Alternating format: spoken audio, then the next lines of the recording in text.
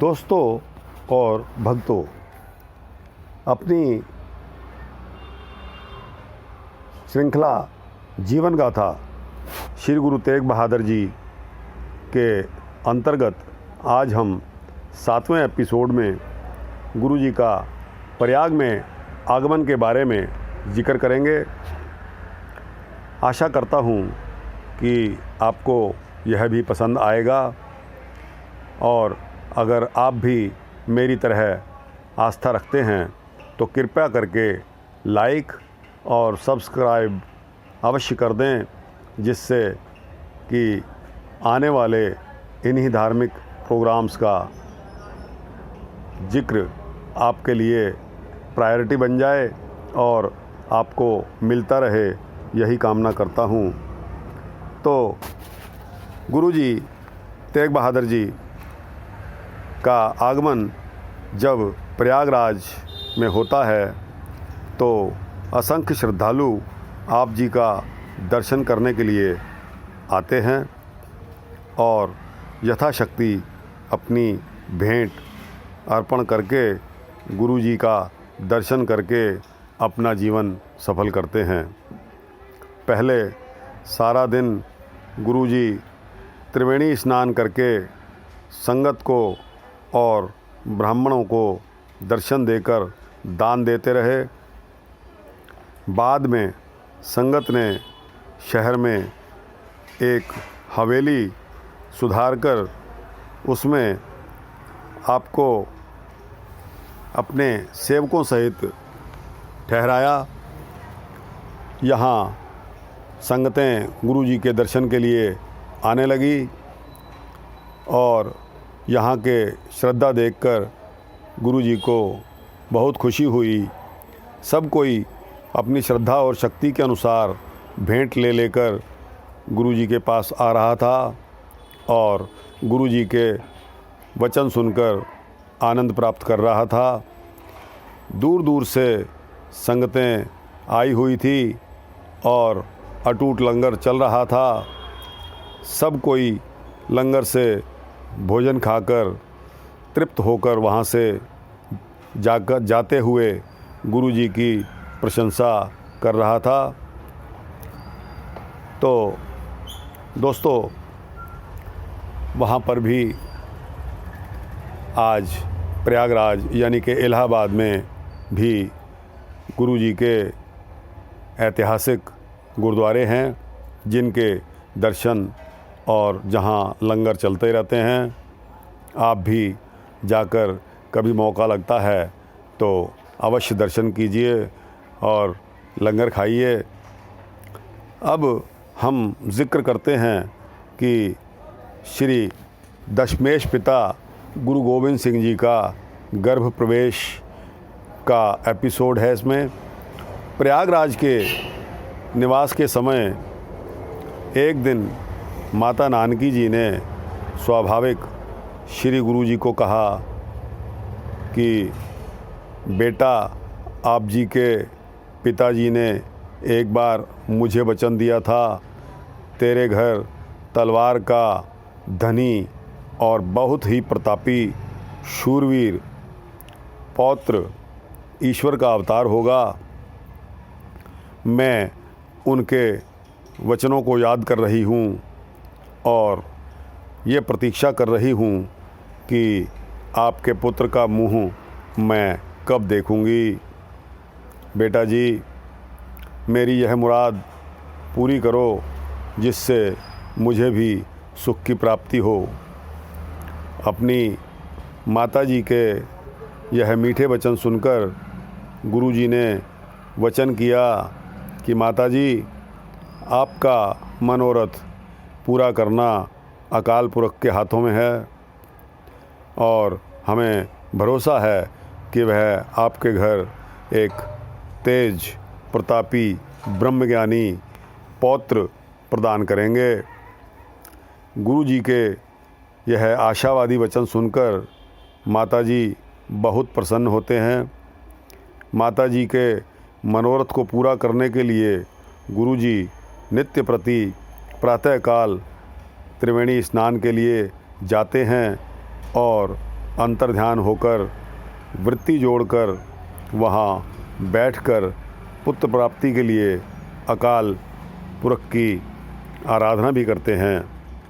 श्री गुरु जी की नित्य प्रति की आराधना और याचना अकाल पुरख के दरबार में स्वीकार हो जाती है। उन्होंने हेमकुंड के महातपस्वी दुष्ट दमन को आप जी के घर माता गुजरी जी के गर्भ में जन्म लेने की आज्ञा की, जिसे स्वीकार करके श्री दुष्ट दमन यानी कि दशमेश जी ने अपनी माता गुजरी जी के गर्भ में प्रवेश किया।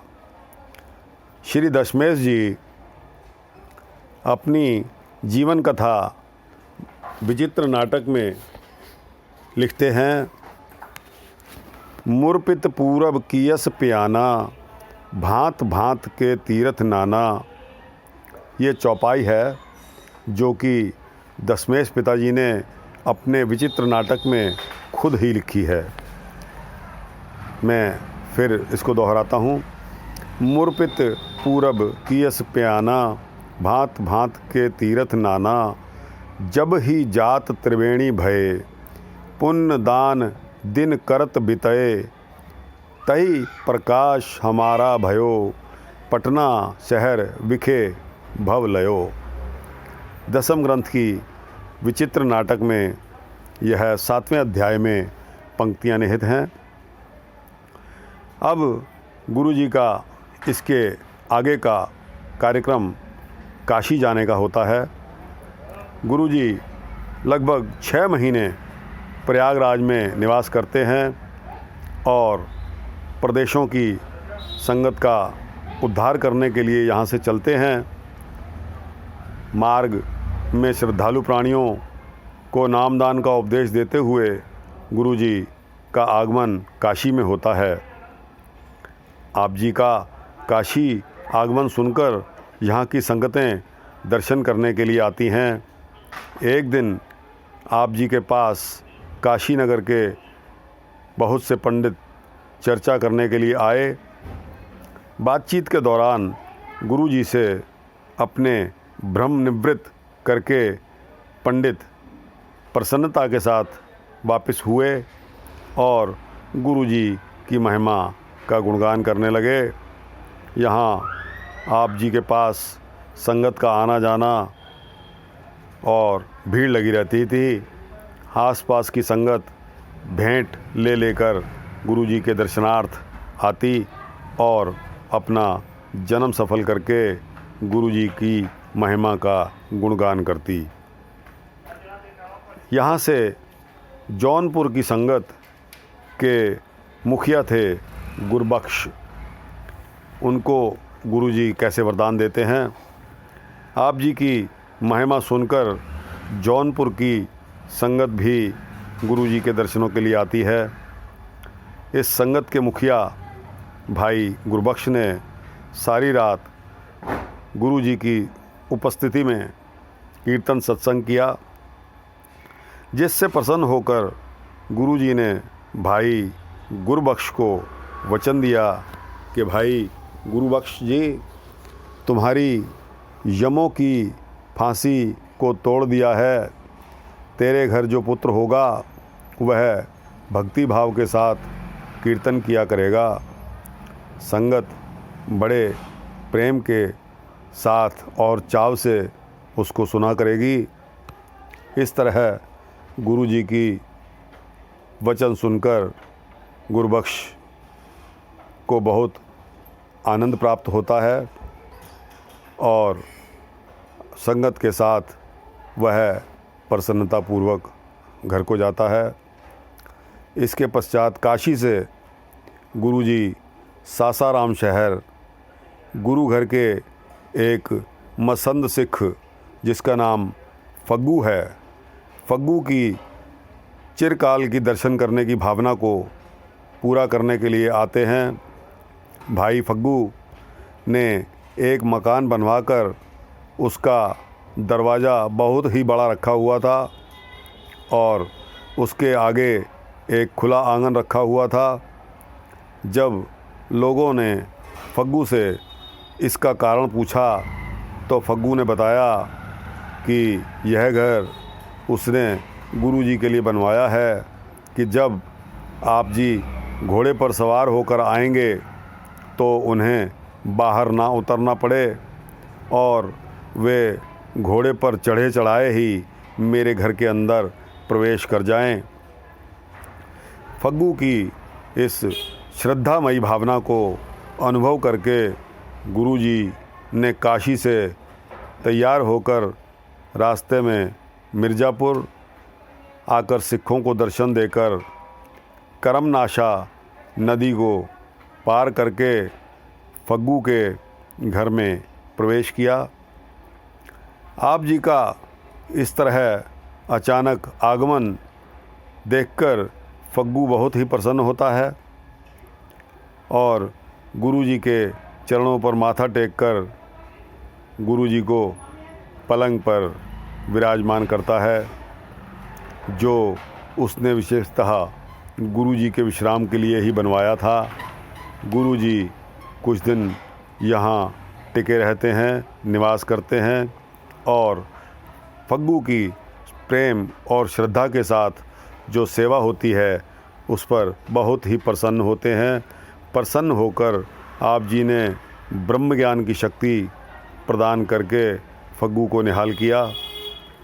इस नगर के बाहर गुरुजी को एक बाग भी संगत ने भेंट किया, जिसे गुरु का बाग कहते हैं और आज भी यह बाग मौजूद है। संगतें दर्शनों के लिए जाती रहती हैं। अब सासाराम से चलकर गुरुजी गया आते हैं, यानी कि बिहार में। यहाँ आप जी ने अपना डेरा बामनी घाट पर किया। इसके पंडित ने आपको मिलकर एक जनेऊ भेंट किया और कहा कि अपने पितरों के उद्धार के लिए इस नदी में स्नान करके पिंड भरवाओ।